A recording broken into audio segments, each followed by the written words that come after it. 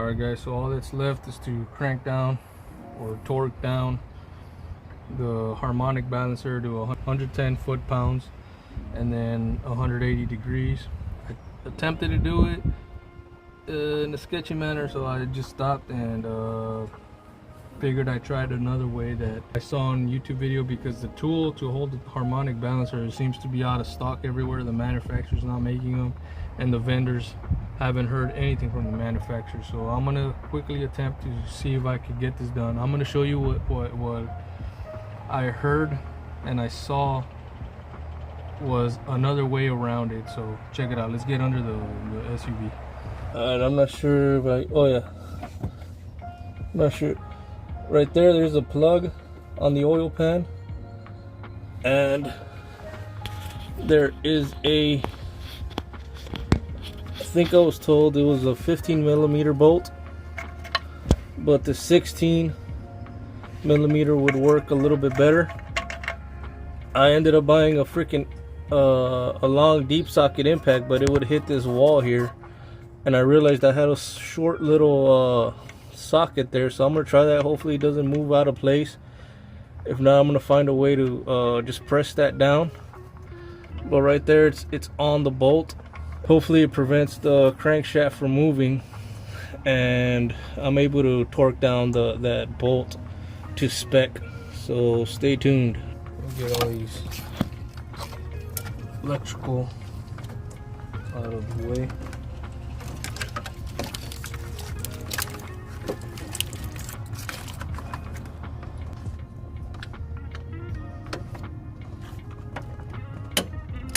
Alright, that's 110.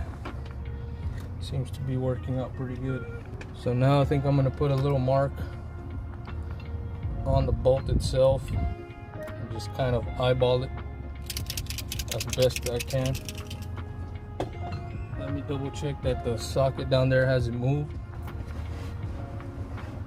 Socket down there is solid, so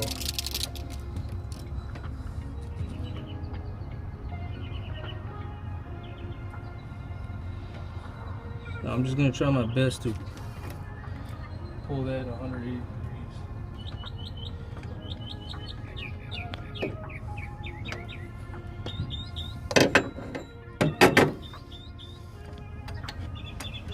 And if I feel the engine move, I'm going to immediately stop.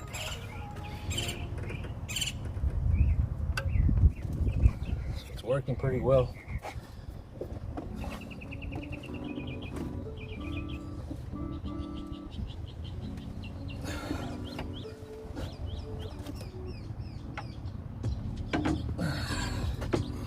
It's almost to 90 degrees.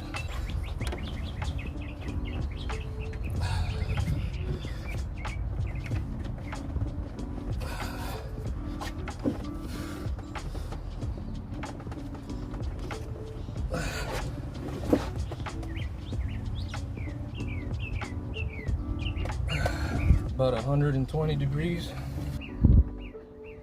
I think the budget a little bit there. That's getting close. If I get to like 160, something like that, more than happy. Even the whole truck's moving. You know what? I'm gonna settle for that. It's about, I'll say 145. The mark there, the yellow mark. So we just needed to twist just a little bit more, maybe just that much.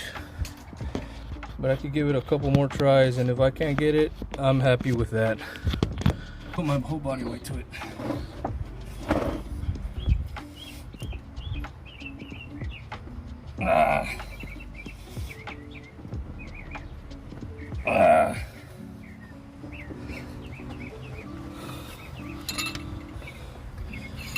There you go. That's good. And if not, that's close enough. Perfectly parallel on the other side. So there's that. The rest is just to assemble everything. I'm gonna replace all the injectors. Replace that. Already got the heat shield, the O2 sensor in there. What else? Once I got that, I'm gonna put the alternator, then the fan, And damn, I want to say we're like 85 to 90% done now. So stay tuned. Now let's go back to the bottom. As you can see, I didn't put it up on jacks because I was able to reach. Alright, so as you can see, I believe around there. That's all I use, man. That little small socket, the 16, fit perfectly in the hole. Grab the hold of that bolt that's in there and prevented the crankshaft from moving. I know the guys used a piece of wood and a floor jack to press the socket up there to prevent it from moving, but this short one actually worked a hell lot better. I think the deep impact socket just had too much mass and it would wiggle out of place, but this little short one worked miracles. So I'm going to show you. I'm going to remove the socket and show you what bolt it was holding down. And there's the bolt right there. And this is a little rubber plug that goes in here. Use like a little pick or something like that and just poke it out. Might be a little tough to put back in. Might need two hands. But yeah, that is how I got this done. There we go. I think I got it in there. There we go. You can hear the pop. It's in there. So this little socket, man, saved me. 16 millimeter from Pittsburgh. Came in a kit of just regular impact sockets. Alright, so now I'm gonna swap out these injectors. Just to have some new injectors on here. There we go. So there's a green tab down here. I don't know how well the camera's picking it up, but clicks in. I'm gonna grab both of them and pull out. So yeah, so you just press it under there. Use this rail as leverage and push straight out. This is gonna be reused.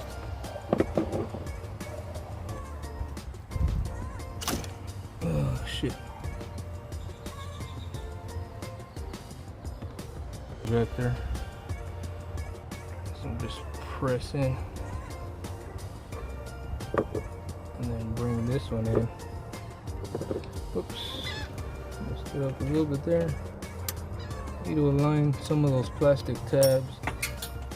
Oh damn it! Careful, because these can go flying. There you go. That's good. So we got one. Just reconnect it. Press in these green tabs there. Alright, so what I ended up doing is just removing the fuel rail because it was kind of getting annoying to reach in there, and because every time I would plug one of these out, fuel was going everywhere. So I disconnected the main fuel line and plugged it up with one of these plugs right here from Lou's Custom Machine LLC from eBay, and I'll go share what the plug looks like. There it is, right there. So that prevents fuel from coming out, and it just makes the job easier having it here on the table. So stay tuned for the full install. Alright, so I got all the fuel injectors installed. I'm gonna remove the plug.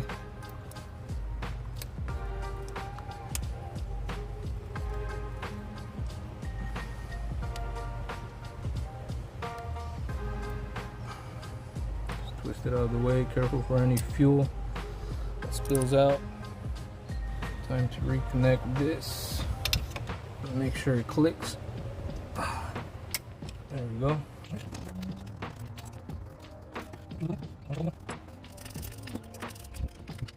So I've decided to put the fan on first.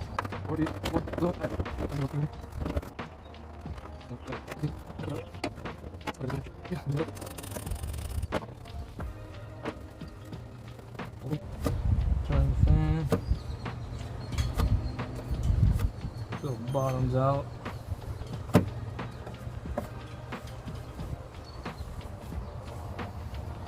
You want to get a wrench and tighten that down.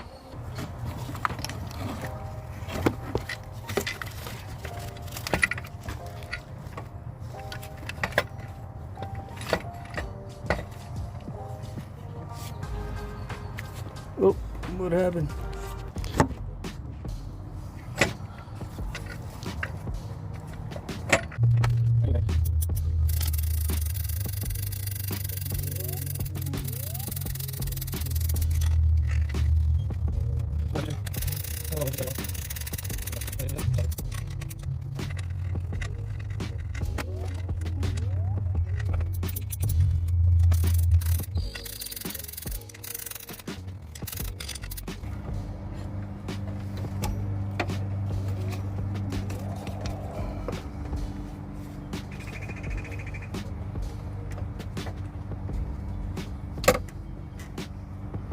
Alright, so as you can see, mostly everything is back together. I put the old Serpentine belt just for shits and giggles. I'm going to end up replacing the tensioner and the new belt, and as well as the thermostat down here, this one right here, down right there. Barely see it. So after that, it's just reassembling all the airbox components, the air filter, the intake over here, and getting the PCM back, and all these little brackets and wires on there. I already got new spark plugs, so I'll put new plugs. I got new coils, and then just plugging everything back up, dropping a little bit of oil inside the cylinders to help out with that first startup and help them break in a little easier. And hopefully this engine comes back to life, man. So I'll be doing that on the next video, so stay tuned. Thanks for watching.